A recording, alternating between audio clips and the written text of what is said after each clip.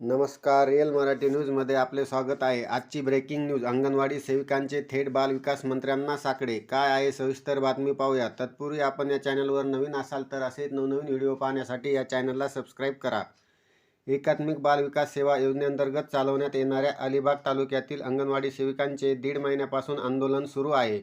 यावर तोडगा निघण्यासाठी रायगडमधील अंगणवाडी सेविकांनी महिला व बालविकास मंत्री आदिती तटकरे यांना निवेदन दिले.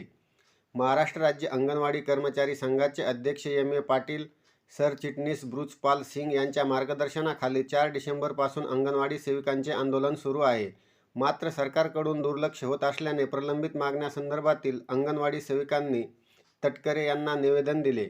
यावेळी रायगड जिल्हा प्रमुख जीविता पाटील यांनी जवळपास 50 दिवसापासून संप सुरू असतानाही आमच्या संघटनेच्या कृती समितीसोबत आजतागायत सकारात्मक चर्चा न केल्याने रायगड जिल्ह्यासह संपूर्ण महाराष्ट्र राज्यातील अंगणवाडी सेविकांमध्ये नाराजीचे सूर उमटत आहे. त्यातच प्रकल्प अधिकारी तसेच पर्यवेक्षिकावर कामावर हजर होण्याबाबत दबाव टाकण्यात येत आहेत.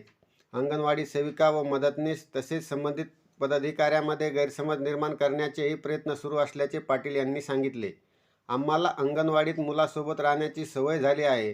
त्यामुळे 50 दिवस मुलापासून दूर राहणे त्रासदायक वाटत असून त्यांची काळजी वाटते. सरकारने अंगणवाडी सेविकांचा अंत पाहू नये. अंगणवाडी सेविका समाज आणि सरकारमधील महत्त्वाचा घटक असून त्यांच्या रास्त मागण्याकडे जाणीवपूर्वक दुर्लक्ष होत आहे, ज्यामुळे सेविकांमध्ये तीव्र नाराजी आहे.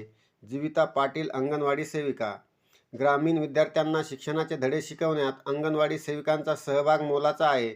त्याचबरोबर कुपोषण निर्मूलन मोहिमेतील त्यांचा सहभाग डावलून चालणार नाही. संप काळात अंगणवाडी सेविकावर कोणतीही कारवाई न करता लवकरात लवकर योग्य न्याय दिला जाईल. आदिती तटकरे, महिला आणि बालविकास मंत्री.